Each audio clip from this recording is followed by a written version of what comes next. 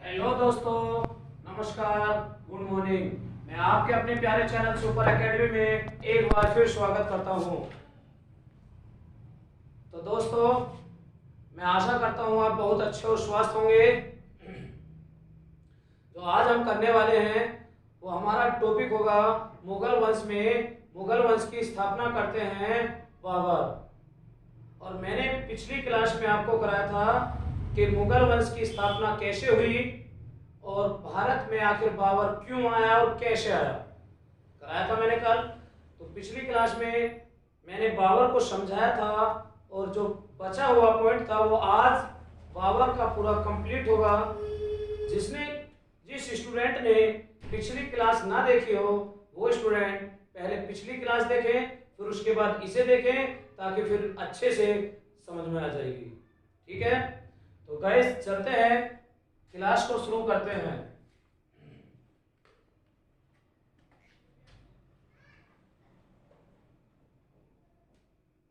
मुगल वंश, कौन सा वंश?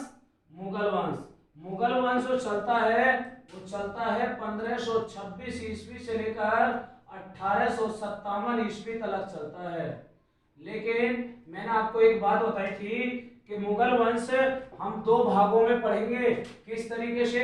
1526 ईस्वी से लेकर 1707 ईस्वी तक, और फिर 1707 ईस्वी से लेकर 1857 तक, इन दो पार्टों में पढ़ेंगे। तो मैंने यहां से यहां तक के लिए आपको एक आसान तरीका, एक बहुत सबसे शॉर्ट ट्रिक बताई थी और एक कहानी के तौर पर एक ऐसी लाइन याद करवाई थी कि जिसमें मैंने आपको बताया था कि 1526 ईस्वी से लेकर 1707 ईस्वी तक जितने भी मुगल वंश के राजा रहे वो एक लाइन में याद कराए थे। तो क्या याद कराए थे? तो गैस याद करना, जो मैंने कल ट्रिक बताई थी वो क्या बताई थी? बहु आजा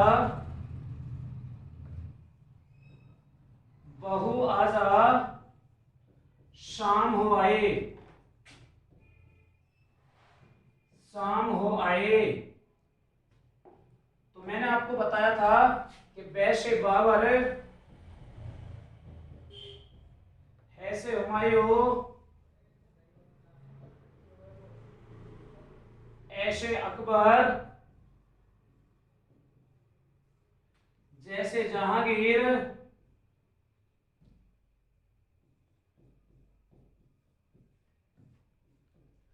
जैसे शाहजहां, इससे औरंगजेब।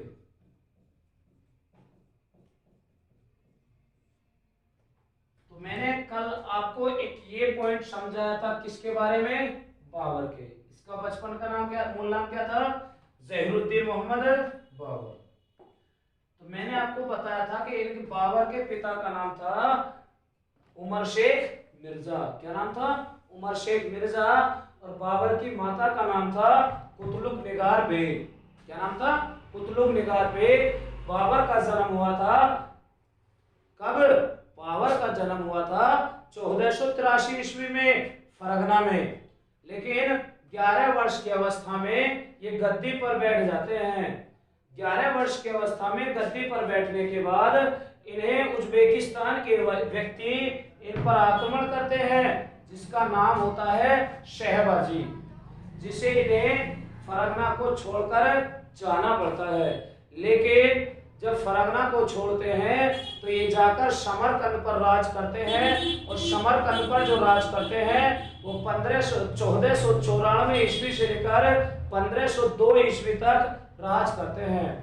लेकिन फिर समरकंद पर आक्रमण करते हैं, समरकंद पर से भी इन्हें भागना पड़ता है, और ये फिर जाकर रुकते हैं काबुल। तो ये काबुल और कंधार पर राज करते हैं 1504 ईस्वी से लेकर 1507 ईस्वी तक। जब ये काबुल में राज करते हैं तो काबुल में 1507 में इन्हें कलंदर की भी उपाधि प्राप्त होती है। वो कलंदर की उपाधि कैसे प्राप्त होती है तो उसे समझें। बाबर ने मैंने आपको समझाया था कि बाबर ने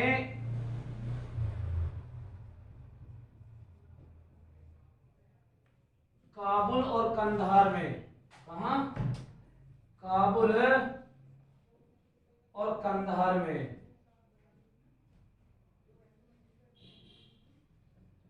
काबुल और कंधार में सिक्के चलवाए थे। क्या? सिक्के। लेकिन जो काबुल में बाबर ने अपनी खुशी में इनको सिक्के बंटवाए थे, उस सिक्के जो काबुल में बंटवाए थे उनका नाम, उन सिक्कों का नाम था शाहरुख सिक्के। क्या? शाहरुख, शाहरुख सिक्के। और जो कंधार में बंटवाए थे उनका नाम था बाबरी सिक्के। क्या नाम? बाबरी सिक्के। बात क्लियर? काबुल के लोगों ने जब काबुल के लोगों को, इन्हें काबुल के लोगों को चांदी के सिक्के प्राप्त हुए तो काबुल की जनता ने इन्हें खुशी से एक उपाधि धारण की जिसका नाम दिया कलंदर। कौन सी? कलंदर की उपाधि धारण की। बात क्लियर?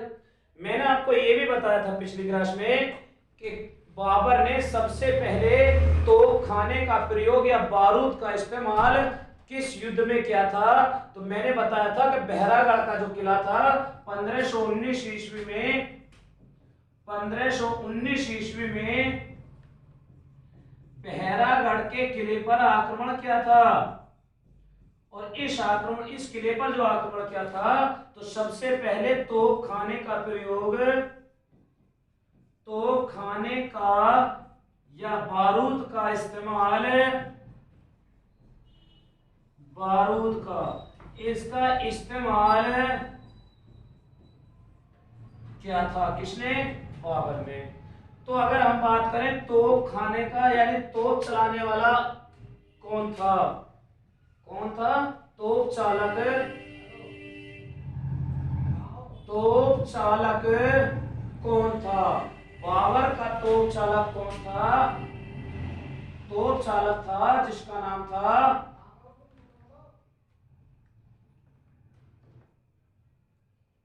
तोप चालक। तोप चालक था बाबर का गाइस, याद करो मैंने पिछली वीडियो में आपको ये बताया था कि मुस्तफा कलाम, कौन? एक था जो मुस्तफा कलाम था और जो दूसरा था वो उस्ताद अली था, बताया था। तो एक का नाम था उस्ताद अली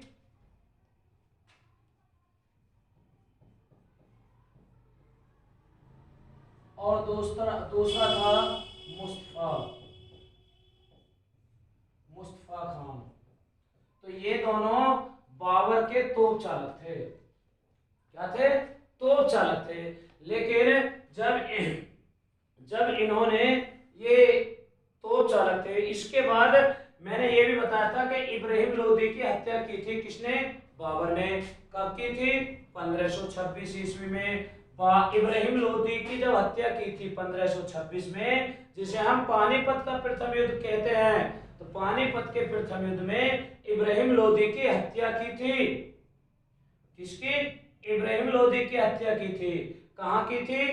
पानीपत में। और पानीपत में ही इन्होंने आराम बाग बनवाया, सॉरी, पानीपत में इन्होंने बाग लगवाए। क्या? बाग। तो बाग लगवाए थे इन्होंने कहा? पानीपत में, पानीपत में। लेकिन अगर हम बात करें बाबर जो थे, बाबर को ढोल, ढोल ज्यादा पसंद था।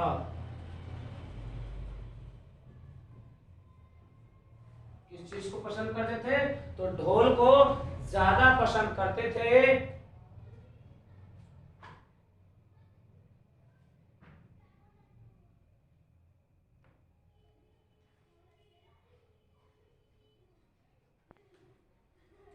क्लियर है, नोट कर लिया होगा। चलिए फिर आगे।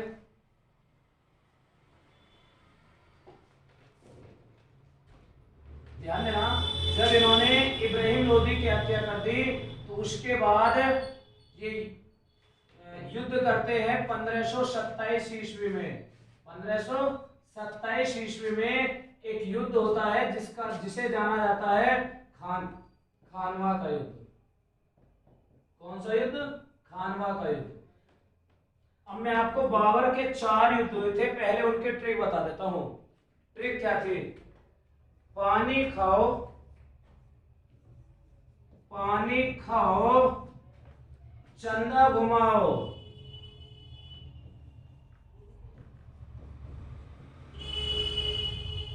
कितनी आसान ट्रिक है, पानी खाओ चंदा घुमाओ। लेकिन आपको पता होगा कि पानी खाया नहीं जाता, पानी पिया जाता है। लेकिन मैंने आपको ट्रिक बताई है, पानी खाओ और चंदा घुमाओ। पानी से यानी पानीपत का प्रथम युद्ध, पानीपत का प्रथम युद्ध जो होता है 1526 ईस्वी में। फिर उसके बाद खानवा का युद्ध, खानवा का युद्ध जो होता है 1527 में। फिर उसके बाद होता है चंदेरी का युद्ध। कौन सा? चंदेरी का युद्ध जो होता है 1528 में। फिर होता है घाघरा का युद्ध। कब होता है? 1529 ईस्वी में। और 1530 में बाबर की मृत्यु हो जाती है। तो बाबर के 4 युद्ध, पानी खाओ चंदा घुमाओ, पानीपत का प्रथम युद्ध खानवा का 1527 में हुआ, चंदेरी का 1528 में और घाघरा का 1529 में। लेकिन अगर हम इसमें देखते हैं कि पानीपत का जो युद्ध हुआ था वो किस किस के बीच हुआ था, तो बाबर और इब्राहिम लोदी के बीच हुआ था। लेकिन अगर बात करें खानवा का ये जो युद्ध हुआ था, तो खानवा का युद्ध हुआ था बाबर और राणा सांगा के बीच हुआ था।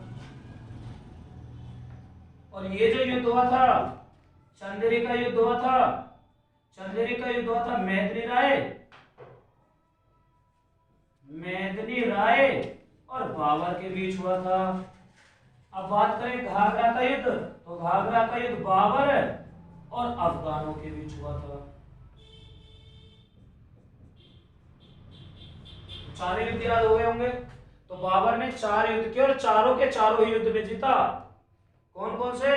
पानी खाओ चंदा घुमाओ, पानीपत का युद्ध, खानवा का युद्ध, चंदेरी का युद्ध और घाघरा का युद्ध। और 1530 में लगभग 47 वर्ष की आयु में इनकी मृत्यु हो जाती है। अब यही समझना होगा कि कौन से युद्ध में कौन जीता कौन हारा। लेकिन युद्ध, चारों ही युद्ध में बाबर जीतता है। अब देखते हैं कैसे, किस युद्ध में कहां कैसे। तो मैं आपको समझा रहा था 1527 ईस्वी में खानवा का युद्ध। कहां सर? कहां का? खानवा का युद्ध। खानवा के युद्ध में बाबर ने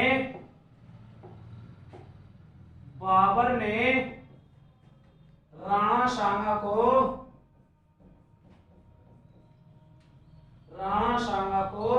हरा दिया, यानी पराजित कर दिया। कौन जीता? बाबर। लेकिन जैसे खानवा का युद्ध जीतते हैं बाबर, तो बाबर को एक उपाधि धारण होती है, उस उपाधि का नाम मिलता है गाजी। कौन सी? गाजी का। तो गाजी की उपाधि, क्वेश्चन आता है, गाजी की उपाधि बाबर को कब मिली? खानवा के युद्ध में विजय होने के बाद। क्लियर?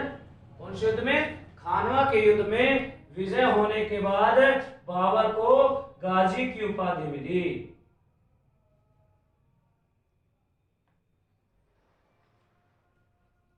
क्लियर?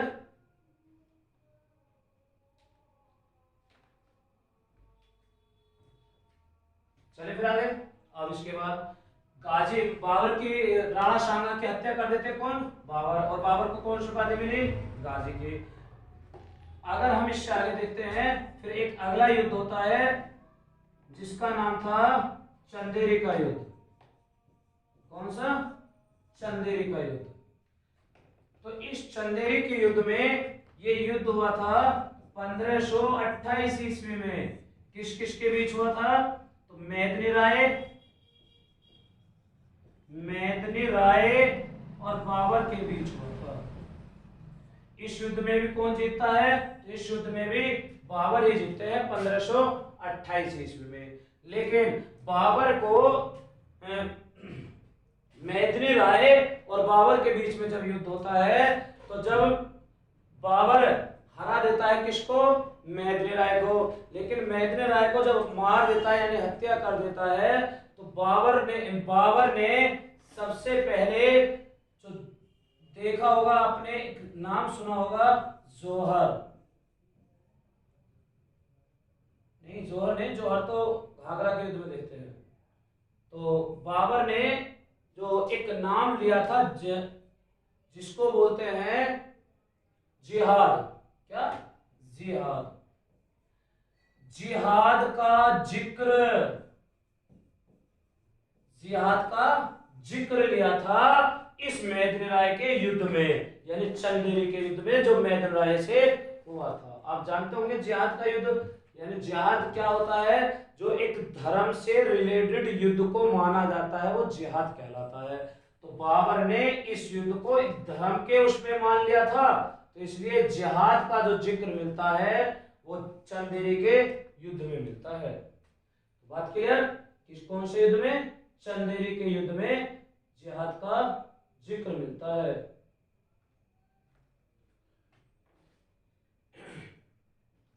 लेकिन एक आपने ये भी पढ़ रखा होगा, लेकिन अगर देखा जाए तो खासकर लूसेंट वगैरह में ये क्वेश्चन नहीं है कि बाबर ने सबसे पहले जौहर कब देखा था? वो भी कब देखा था? तो चंदेरी के युद्ध में जौहर देखा था। जौहर किसको कहा जाता है? जो जौहर उसको कहा जाता है जब कोई महिला जलती हुई आग में जिंदी कूद जाती है, वो जौहर कहलाती है। ठीक है? तो कौन से युद्ध में? चंदेरी के युद्ध में। लेकिन अगर जिहाद का जो जिक्र मिलता है, तो ध्यान देना, जिहाद का जिक्र मिलता है खानवा के युद्ध में। खानवा के युद्ध में जिक्र मिलता है, और चंदेरी के युद्ध में जौहर देखा था। किसने? बाबर ने। बात क्लियर?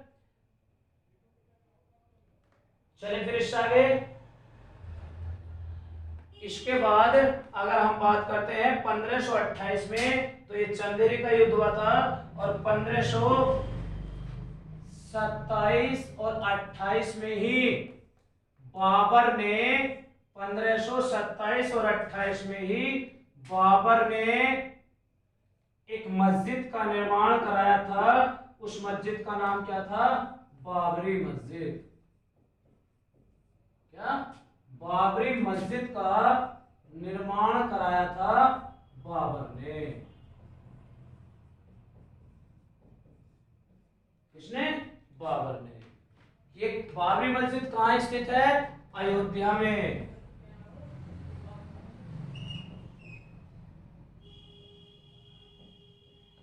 कहाँ? अयोध्या में।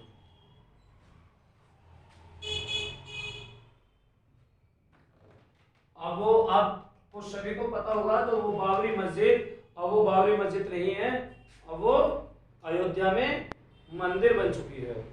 मंदिर का निर्माण किया जा रहा है, तो उसका निर्माण किसने कराया था? बाबर ने। लेकिन बाबरी मस्जिद का जो निर्माण करने वाला था वो किसने करवाया था? मीर बाकी ने। ठीक है?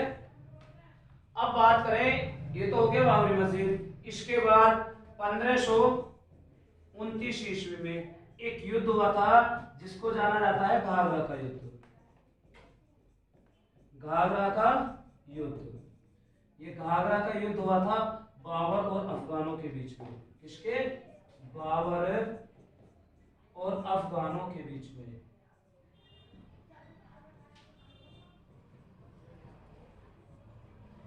बाबर और अफगानों के बीच में ये युद्ध हुआ था।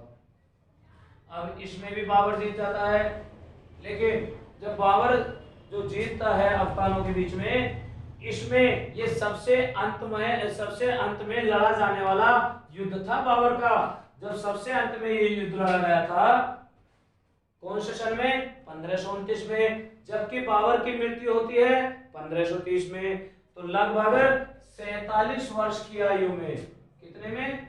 लगभग 47 वर्ष की आयु में बाबर की मृत्यु होती है 1530 में। कितने में? 1530 में बाबर की मृत्यु हो जाती है। बात क्लियर? लेकिन बाबर ने अपनी एक आत्मकथा लिखी थी जिसका नाम था तुजुक ए बाबरी। क्या नाम था? तुजुक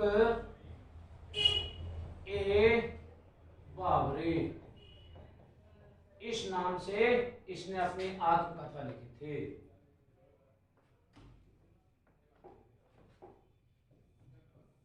तो इसको खान ए खाना ने इसका अनुवाद भी किया था। क्या क्या था? इसका अनुवाद भी किया था खान ए खाना ने। लेकिन बाबर को जो दफनाया गया था वो आगरा के आराम बाग में। कहा? आगरा के आराम बाग में। आराम बाग में। लेकिन बाद में इसको कहां ले जाया गया? अफगानिस्तान की राजधानी काबुल में बाद में इनको दफनाया गया। तो ठीक है गाइस, समझ में आया होगा। फिर मैं एक बार दोबारा रिपीट कर रहा हूं, ध्यान देना।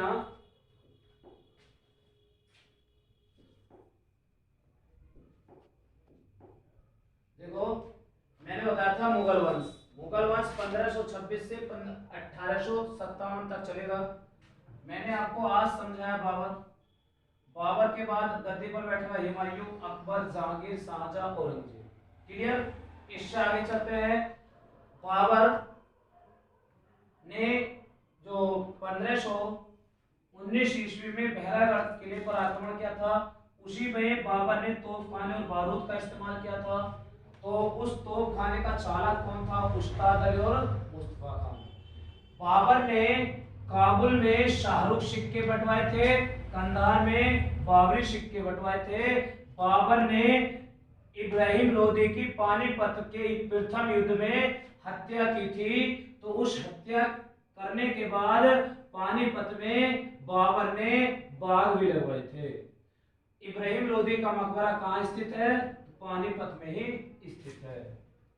इससे आगे चलते हैं। फिर उसके बाद 1527 में खानवा का युद्ध होता है। तो मैंने बताया बाबर ने 4 युद्ध किए जो प्रसिद्ध रहे और उन चारों युद्ध में ही जीता। पानीपत का प्रथम युद्ध 1526 में बाबर और इब्राहिम लोदी के बीच, खानवा का युद्ध 1527 में बाबर और राणा सांगा के बीच, उसके बाद हुआ चंदेरी का युद्ध 1528 में मैथिली राय और बाबर के बीच, उसके बाद घाघरा का युद्ध हुआ 1529 में बाबर और अफगानों के बीच, और लगभग 47 वर्ष की आयु में 1530 में बाबर की मृत्यु हो जाती है।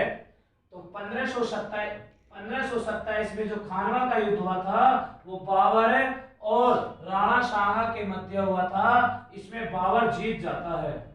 लेकिन बाबर को जब जीत जाता है तो बाबर ने ही एक जिहाद नाम लिया था। तो कौन से युद्ध में नाम लिया था? खानवा के युद्ध में। उसके बाद खानवा के युद्ध के विजय के बाद बाबर ने उपाधि धारण की थी, गाजी की उपाधि धारण की थी। गाजी की उपाधि धारण की थी। फिर अगला युद्ध होता है चंदेरी का युद्ध। चंदेरी का युद्ध 1528 ईस्वी में होता है बाबर और मैथिली राय के बीच में। क्लियर? मैथिली राय को जब हरा दिया जाता है तो मैथिली राय की मृत्यु हो जाती है, हत्या कर देता है। तो जब मैथिली राय मारा जाता है तो बाबर पहली बार जौहर देखता है। क्या? जौहर देखता है। जौहर होता क्या है? जब जिंदी महिला जलती हुई आग में कूद जाए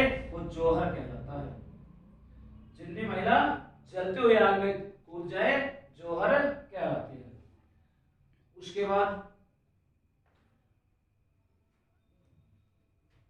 1527 और 28 में बाबर ने बाबरी मस्जिद का निर्माण कराया। वो बाबरी मस्जिद कहाँ है? अयोध्या में। उसका निर्माण करवाने वाला कौन था? मीर बाकी। उसके बाद 1529 में एक युद्ध हुआ जिसे घाघरा का युद्ध कहा जाता है।